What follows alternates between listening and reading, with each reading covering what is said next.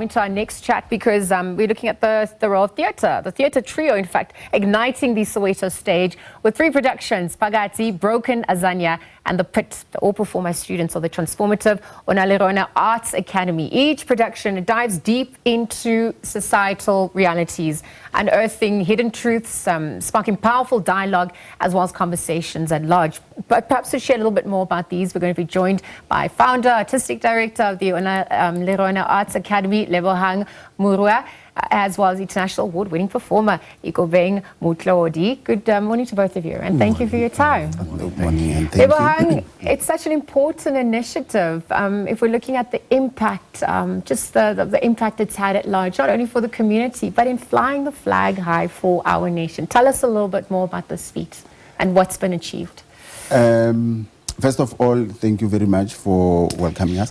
And it's a great opportunity for us to always share and share and share, because imparting knowledge, it's also difficult in nowadays because some parents don't have money and some parents don't have means to take their children to art schools and all of those. So, but with us, we said, even though we're not getting money, even though we're not getting anything, can we just continue imparting knowledge so that all these children, all these young people can help us be the voice to the voiceless, because there are lots of stuff that are happening around them, and then they feel like they are silenced by how things are between them and the older people. But we said through theater, we can say what we want to say as long as we are respectful, but we are also saying things that are impactful. Absolutely, and you're honest about it. Ikobeng, I'm going to bring you into the conversation in just a moment. Lebohang, just on the back of what you've echoed, the issues that you want to then touch on through these plays,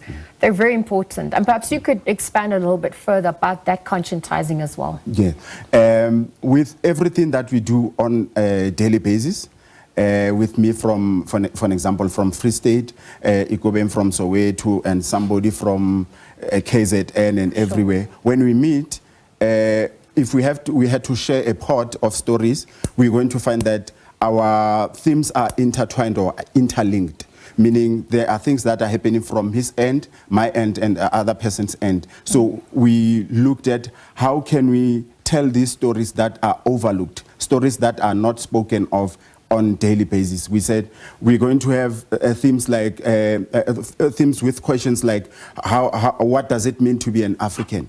It's a question. We're not saying whether your ethnicity, or we're saying for you, what does it mean to be an African?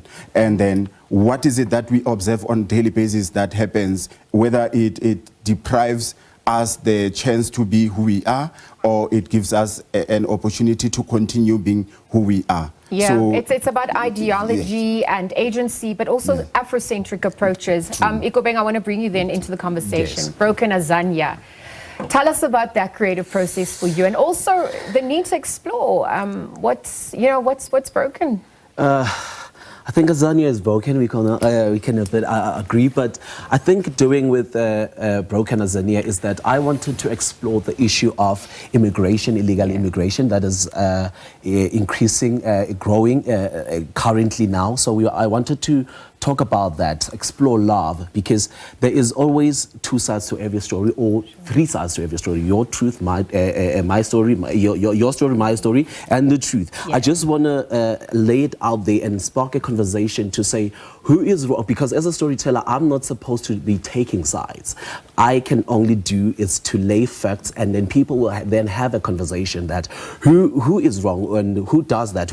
I'm just exploring everything in the illegal immigration and the love that comes with it, and all the challenges that comes with dating or getting married to a foreign person. What was the experience also working with the Onalerona Arts Academy and turning the script into the actual play itself? I mean, was there collaborations and inputs from everyone at large? Yes, I think we are blessed with very talented young people, where they are very active in collaborating. So it was just amazing, because everybody, I do feel that they are experiencing something and they have seen something, they've seen stories. So I didn't want to block them because they live within these issues. So they can just explain, go like, dude, exactly. I actually saw something like that in my neighborhood. I actually have a story like that. You know, my aunt does that, my aunt does that. So the collaborative is based on personal experiences. Yeah. I mean, so much so these stories get to travel and our voices get to be heard and the world story gets to be completed through these exchanges by adding our voices. There's students from the academy that are going to be going to the United States. They're going to be furthering these studies as well. What was the metric? How were they chosen? What impact is this also going to have for the Arts Academy, but for our storytelling process, our agency at large? Yes. The first one, this is, they are not the first group actually. Sure. The first one was Zamalinda Ndebele, who couldn't go because of COVID. So she attended auditions because I had trained and mentored her. She went for auditions. And then after she received news about the $10,000 scholarship, everybody was happy. And then COVID came and yes, it did the deeds. So this group is the second group. So we trained them. They said, we are also interested in going to AMDA. AMDA is a college of the performing arts in America. So they said, we want to go.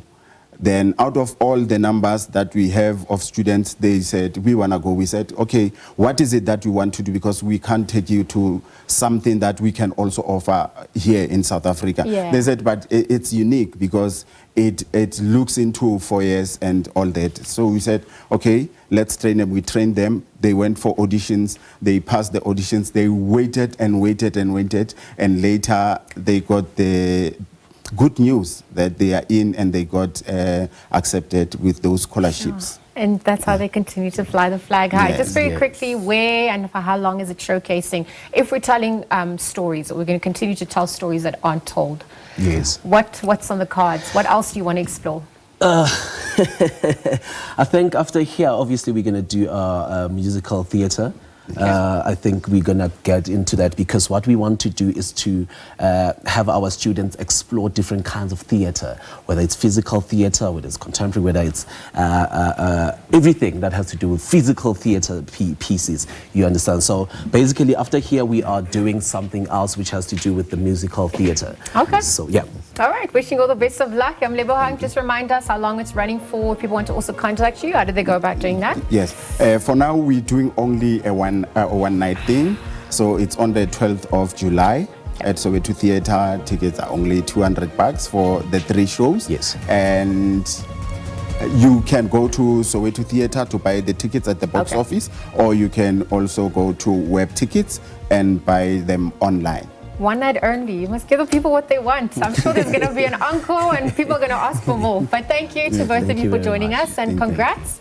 Wishing you all the best of luck. Looking forward to more of those stories coming through. Lebohang and Ikobeng this morning chatting about the 3 compelling stage productions, Phakathi, Broken, Azania and The Pit. As you heard, come the 12th of July, it's happening at the Soweto Theatre. Well, we end that conversation.